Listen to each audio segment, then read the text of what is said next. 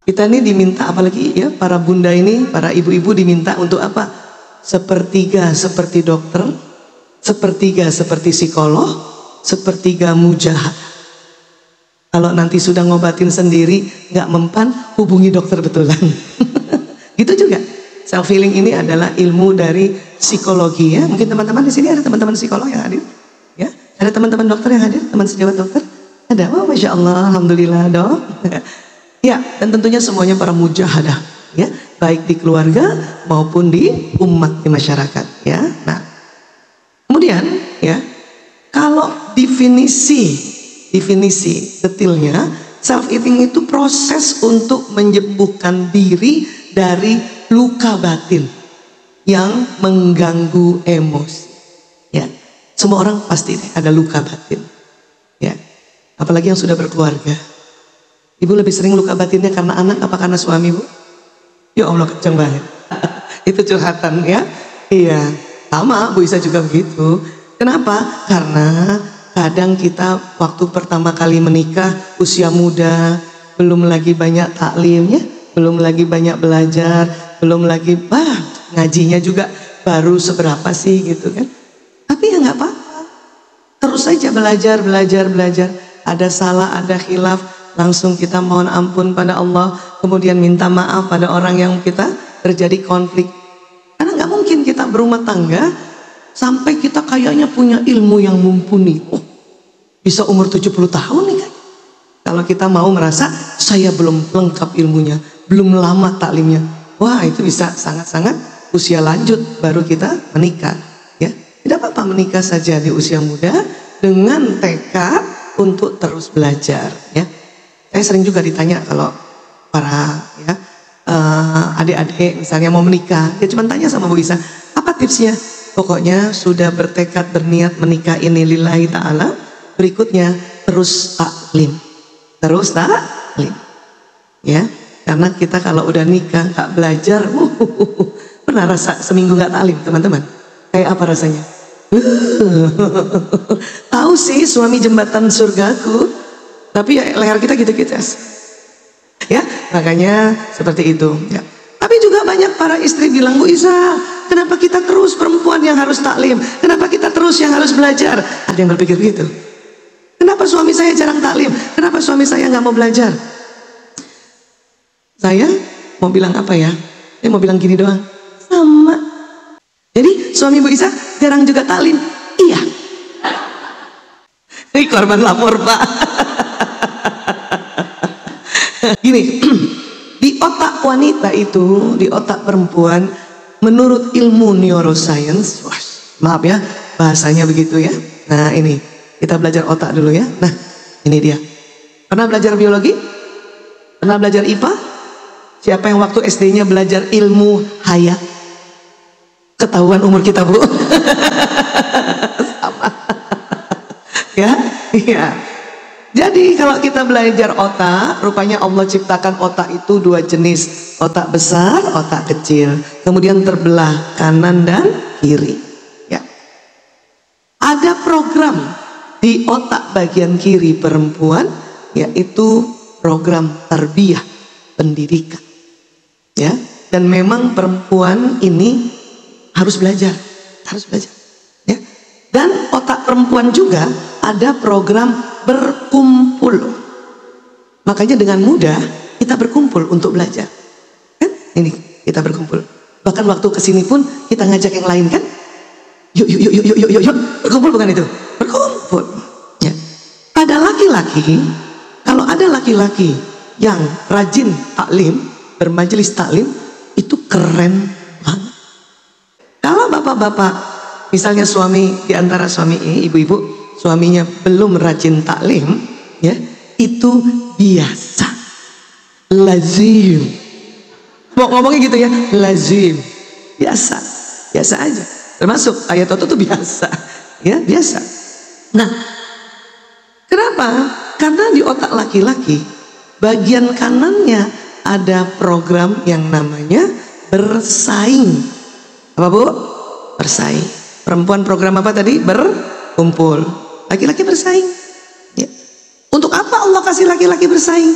Wallahu a'lam bishawab. Tetapi hikmahnya adalah bapak-bapak atau laki-laki untuk punya daya saing kompetitif untuk menjemput nafkah di luar sana. Jadi bersaing. Jadi bapak-bapak senang berkumpul yang ada persaingannya. Contoh misalnya di kantor rapat meeting, bersaing bukan itu? Bersaing. Bersaing apa coba? Ide. Bersaing usulan. Bapak satu bilang, saudara-saudara, 2024 kita bikin program ini. Kata bapak sebelahnya, gak bisa, ya harusnya begini. Bapak satunya bilang, sorry ya. Nah gitu. Kan itu bersaing kan? Bersaing. Dan bapak-bapak kuat bersaing. Bahaya tah? Enggak, mah. Oh ngomong bersaing kok. Memang bersaing, ya. Kita tuh senang berkumpul, nggak bersaing. Makanya kita selalu ingin berkumpul seperti ini. Ngapain? Mengumpulkan informasi. Baik informasi dari narasumber, juga informasi lainnya. Ibu, jilbabnya bagus banget, beli di mana? Informasi bukan? Seandainya tadi makan kue ya, ada kue itu, ya Allah enak banget kue susnya, beli di mana aja? Informasi bukan? Oh, termasuk sampai tahu bukan? Itu kan mengumpulkan informasi bukan? Ah itulah kita perempuan. Iya, oh senang berkumpul lah. Ya kalau laki-laki bersaing. Sampai cerita-cerita uniknya adalah, coba deh, kita kemana-mana senang sama-sama berkumpul. Selain memang kita diperintahkan untuk keluar rumah ada temannya, ada muhrimnya, gitu. Ya. Sampai-sampai juga siapa yang pernah kalau lagi ke suatu tempat, katakan ke mall, maaf, mau ke toilet aja pasti ngajak teman kita. Pipis yuk. Iya nggak sih? Makanya kalau kita ke toilet perempuan lebih dari satu, ya Allah perempuan banget. Nggak ada bapak-bapak ngajak temennya untuk ke toilet. Coba ya, Bu Isa aja pernah ya, lagi rapat gitu, rapat ibu-ibu Dharma Wanita, saya ikut di situ ya. Ya, ibu pimpinan aja gitu, mau ke toilet aja ngajak ajudannya. Ke toilet yuk, baik Bu, siap. Tapi nggak ada bapak-bapak rapat, Pak, pipis yuk gitu. Nggak ada. Kalau ada kayak gitu, wah gawat. Pasti bapak sebelahnya bilang, yuk. Ya, iya, itu tandanya laki-laki bersaing, ke toilet aja bersaing, ngapain ditemenin? Ya kan? Iya. Dan uniknya kita perempuan sampai toilet kan ngantri ya, itu bisa juga mendapatkan informasi. Iya nggak sih? Untung sekarang kalau model ngantri kepanjang ya.